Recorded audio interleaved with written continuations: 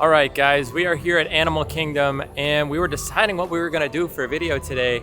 And I honestly felt like I need to address what is going on at Disney World right now with the price increases and just the direction that Disney is going.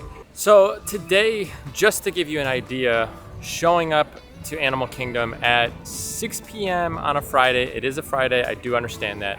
Today is, I think, the first Friday in October or second Friday in October. So we're still early on in the month, and the wait times for this park at 6 p.m., 2 hours before it closes, insanely long. That's fine. Crowds at the end of the day are going to be here. That's just the nature of going to theme parks, especially some of the busiest like Disney. However, we are now seeing another price increase at the Disney theme parks, and it's very hard for families to start to justify these trips down here when you're paying hundreds and hundreds of dollars a night to stay on property with zero benefits anymore. You don't get the Lightning Lane / Genie Plus anymore. You no longer have the same transportation from the hotel or from the airport that you used to have. I mean, it's insane what they're cutting and then increasing the price still to then ask you to pay for that. And I'm not seeing that same kind of detriment happening over at Universal that it is at Disney.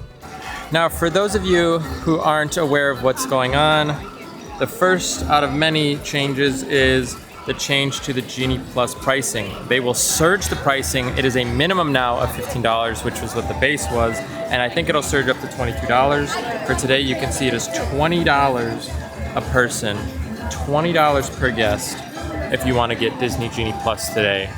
A $5 increase. I know that some of you guys may not think like that's insane, but at the end of the day, think about a family of 4, right? All of a sudden you're spending an extra $20 on, which you're already spending $15. So you're going to spend $15 ahead. That's gonna put you at $60. Now you need to add another $20. That's $80 for 1 day of a Genie Plus system that was already included. That's insane. That is absolutely insane. It's very hard to justify this because there's been no changes to the Genie Plus system on the phones. It's the same thing. They're just now surge pricing it to make it more expensive. Just so you could see at Flame Tree Barbecue, again, these prices, you can dig into them. They fluctuate. You know, you're looking at $11.79 for a hot dog, basically, and fries. The biggest thing is, look at this, PB&J Uncrustable for almost $7. I think you can get a box of Uncrustables for like roughly the same price. And again, I'm not digging that you've got to have some sort of price increase and, you know, the convenience factor at a theme park. And I'm sure, you know, Flame Tree Barbecue, people love the food. That's fine.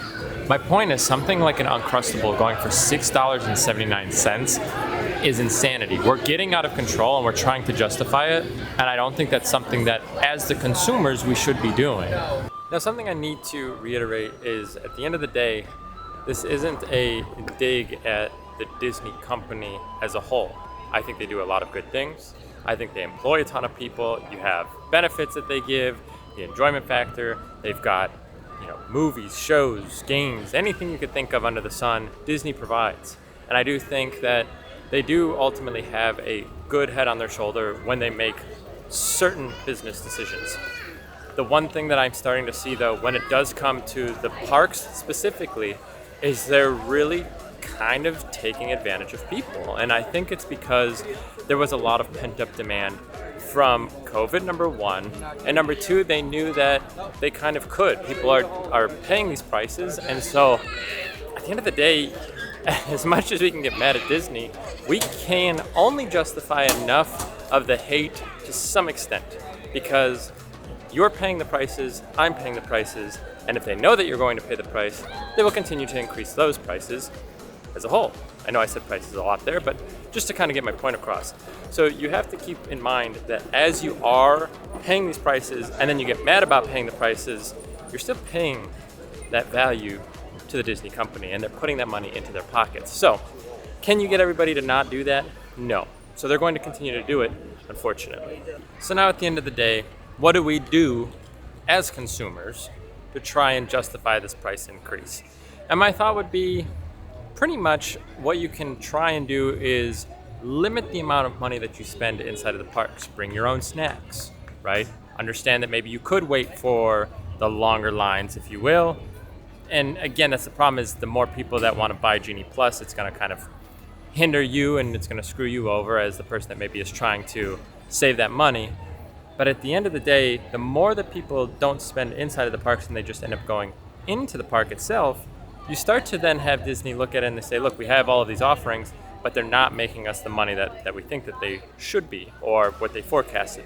See, now here's the problem. I, as a consumer, have paid over $6 for fries that you get what seems to be maybe 25 of them for. And then they didn't even have the other sauce, which I think is the honey mustard. And then we were like, oh, isn't it supposed to have the 2 sauces? And they're like, oh, we're out. Sorry, like, do you want just regular ketchup? At the end of the day, they're just selling it. And I mean, I feel like it's part of that price is to get the unique sauces. Didn't get that as well. So again, is it on the employees' fault there? No, because they're just working and they're just existing. But at the end of the day, $6+ for French fries, and somehow we justify paying for it. Right? So the price increases across the board, and here's the biggest thing. All right, let me talk to the camera here. The biggest issue I have between Disney and Universal, in all honesty, this is actually number one for me. As an annual pass holder, you do not get annual pass discounts on, I feel, probably 95% of the things in the Disney parks that you would assume you would get a discount on. So anytime we buy merchandise, that is probably the only time we actually get a discount from Disney. When we are at Universal Studios, we have yet to be told no to use our annual pass discount. So it feels like Universal is strongly emphasizing using the annual pass. It's like, here, get your 15, 20% or whatever it is on everything in the park. That really helps justify at least spending the money, because you're saving a little bit. And when it comes to Disney, I almost just feel like they're just expecting you to pay full price on like everything, and it gets a little excessive. Again, the amount of money that you spend, I get it may only be $1 or $2, but that adds up. Okay, and that's Disney's price. They're setting it, and the annual pass. I mean, they could literally just be like, hey, okay, we're doing annual pass discounts on all food in the parks, and they could literally put those discounts on everything, but they're choosing not to. And now again, I hate to be this person, but also the reason we're at Animal Kingdom today is because we couldn't get reservations to another park. And by the time we get home from work and we look to go to a park hopping at this point is kind of hard. So that's another thing you have to keep in mind when going to Disney. The fluidity and freedom that you have is a lot more restricted at this point. And from what I've heard, they will not be getting rid of the reservation system anytime soon. It seems like they love that system actually, and they might be making it even more difficult to get those reservations in the future. Now what I mean by that is, for the current reservation system, you get to park hop to any park after 2 p.m. They don't care where you go. From what I've heard, and it isn't implemented yet, but don't be surprised if it comes by the end of the year or potentially even next year, you may have to do a reservation for not only the park that you plan to go to, but also the park that you want to park hop to, which means you may not be able to even get to the park at any point during the day, even if you assumed you could get there after the park hop. That's a huge strike to people that maybe don't have, a week or 2 weeks to spend down here in Disney, and maybe only have 1 or 2 days. Now you're at a situation where you have to guarantee yourself to be able to get into the parks that you want to. Otherwise, you've wasted your trip, if you will, because you didn't get to go to the parks that you wanted to. Animal Kingdom tends to be the one that everybody kind of leaves open. It seems to be the easiest one to get. But Magic Kingdom fills up like crazy. Imagine if you can't get Magic Kingdom booked and then you thought you could park hop, but you actually had to make a park hop reservation to Magic Kingdom as well. Now I do need to point out, when it comes to the Disney parks, Nicole and I love the Disney parks. They are a blast, and in all honesty, they probably have an edge over Universal, at least at this moment. Once Epic Universe is here, I am not sure what the kind of ball game is going to look like, who's going to take the cake. But as of right now, I think Disney offers so much. The enjoyment and the fun and the IP that you get from Disney is kind of unmatched here. So again, being able to come here and feel like you're not spending a ton of money is something we would love to do. The thing is, again, as I stated, I'm not here to rag on Disney. I'm not here to talk about the company as a whole. I'm specifically talking about pricing and the parks. It's two things that I think have to be adjusted a little bit. And I should also mention like park perks. Also, there's two, I call them binkies when I was a kid, the little like pacifiers that were on the ledge there. But again, I called them binkies when I was a kid. Anyway, the structure of the park is something that I feel like needs to be shifted. I am just somebody that makes random YouTube videos online. I don't have any real necessarily influence, I would say, as far as making decisions for a lot of guests, right? I'm not somebody that has thousands of viewers and is actively looking for my opinion and my say. So for me, it doesn't affect me too much. But for the big time influencers out there that make Disney and Universal content, I feel like it's becoming increasingly harder for them to positively spin things for the consumer to look at. And I think it's hard for them to be like, yeah, go spend $500 or $600 on, per night on a room at the Disney hotels, and then spend, $20+ a person on Genie Plus. Again, we just assume a family of 4. So, spend $80 a day per day that you go to the park just to get like the fast pass system that was already included. Oh, also like if you're flying, you don't get the transportation from the hotel. Oh, and don't forget like the prices of all of the food and drinks are like astronomical.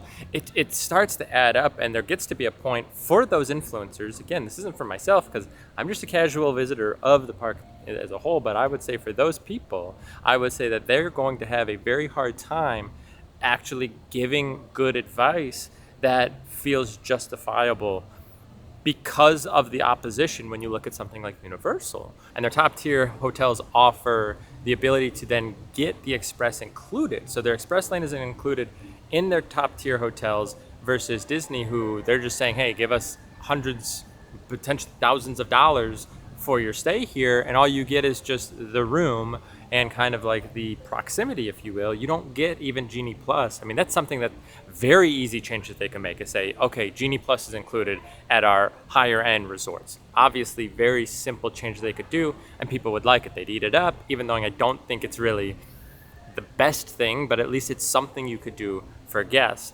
I have to say though, when it comes to Disney, they're easily the significantly better park to just kind of hang out and vibe, enjoy the ambiance.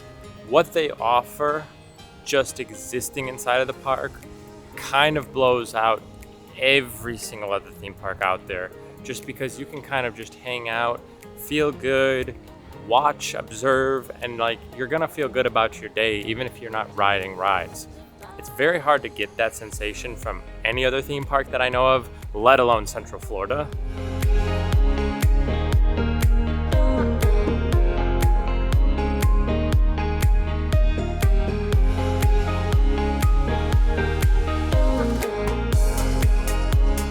I am going to attach the current photo that I have now at 7 o'clock, a little after 7, I believe, or right around 7, of what the wait times are inside of this park. It's insane. And so here I am explaining to you Disney's just back at it again with price increases and, making it harder for the family, the normal family, to take a trip here. But yet it's the busiest I've seen it even since summer. We've been down here since July. I haven't seen this park this busy in 3.5 months now. So I would say, as much as I'm telling you these things, I don't think it really matters. I think people are still going to show up. I still think people are going to spend their money here. And this is Animal Kingdom on a Friday. I mean, this is crazy in what you would assume is kind of off-peak season. I know as like October starts to go on, it starts to become, the peak season. But talking to a lot of locals, they said this tends to be like the slow time of the year right before it starts to pick up again for the winter months. We are going to do a quick photo pass here at the front of the park and get that done. Then we're going to go over to Universal, start at HHN night, and kind of finish up this video. So we'll see you over there. Here we are at Universal Studios. And the first thing we can talk about that, again, Disney's been really striking out with, but Universal does well, their top tier pass. As we walk right by it, you get valet for free. Right here, whoop, valet is included in the top tier pass for Universal Studios. At Disney, you don't get any parking benefits other than the free parking, which you get at both parks, but you don't get valet, and you don't get, at Universal, there's something called Prime, which is basically like supposed to be better parking. It doesn't actually always equate that way, but that is something also to keep in mind when you are comparing the differences between the two, is Universal's parking significantly better for your annual pass versus Disney. Something that doesn't really compare though will be City Walk to Disney Springs. Not going to talk about it because that's not the actual parks itself I wouldn't consider. We're talking park tickets and annual passes and what is included. When it does come to City Walk versus Springs, I think Springs pretty much blows Universal out of the water in that regard. However, City Walk's still not too bad. A lot more just food options. You don't really have as many stores like Springs does. Another thing to note here at Universal versus Disney is the top tier annual pass for Disney versus Universal. When you're looking at the Universal pass, you get one free entry into their Halloween Horror Nights event, where over at Disney, you don't get any free entries for either the Mickey's Not So Scary or the Christmas Party or any other events that they offer. You do get the discount much like you do at Universal. Another thing actually that Universal does is you can buy basically they call them frequent fear or multi-day pass is basically what it is. And you have no option to do that for Disney either, because they don't offer any way to ultimately buy multiple visits to, again, their Halloween party or their Christmas party. So you're stuck buying individual passes every single time you want to go, which will add up. Where over at Universal, again, you do get the ability to then buy basically either the first month or the first, 30 visits or whatever it is. They give you a packaged deal at a significant discount to let you continue to come back. And much like myself, a lot of people have a problem where when you go to something like the Mickey's Not So Scary, you might walk away and feel like you didn't get to do everything, and then you have to shill out $200-300 or whatever it is just to go back to the event because you feel like you need to go and redo it or go do the things that you missed out on. Again, over here at Universal, the ability to buy that bulk pass is a huge benefit, and you get the annual pass holder discount on top of that. And I'll again tell you, I am not trying to shill out for Universal versus Disney. I'm just pointing out the benefits that you get with your tickets, your annual passes, the discount structures, completely night and day between the two. I will say, I'm not saying that the express passes for Universal are very cheap. They are quite expensive, but you're not limited to being stuck on your phone either all day. That's a huge benefit to some people, is not being glued to your devices as you're roaming around the park. If your face is down in your phone the whole time, you don't enjoy the ambiance. So there's a lot to it, and again, it's just with Disney raising prices right now, it really blows my mind, in all honesty. Like, in what world are we in right now that it feels justified when you're not really getting anything new? I mean, I don't know, call me crazy, and the worst part is I will continue to spend money with them day in and day out because I love the theme parks. I want to support the theme parks. But the price increase for the normal person, unlike myself, we do have annual passes down here in Florida, and we have the luxury of going whenever we want and being able to structure our day how we want. It's not the same for somebody taking a trip down here who has to plan around their entire vacation on what's available, what's not available, and then also the discounts and the money. It's just, it all will add up, and it's something you have to keep in mind when you're visiting the theme parks here in Central Florida. I do think Universal is stepping their game up. Obviously, Epic Universe is going to be a huge hit, but you just have to keep in mind there's a lot more to it than just straight up attraction for attraction or park to park. There's more to it than that. And as of right now, I feel like Universal has a lot of benefits that people just don't want to talk about because Disney's Disney at the end of the day. So make it a little easier for people to get on your team Disney, and don't do away with the big influencer guys. Again, I'm just some random person on the internet, but at the end of the day, these big guys, I think they're having struggles trying to be able to promote the videos and promote the Disney that they've known and loved for years. And you just hope that maybe that changes in the coming years, and maybe they're just being a little greedy from the COVID and whatever else, I don't know, but let's hope things change. Let's go have some fun at HHN. I hope you enjoyed the video. Please like and subscribe. We'll see you in the next one. Take care.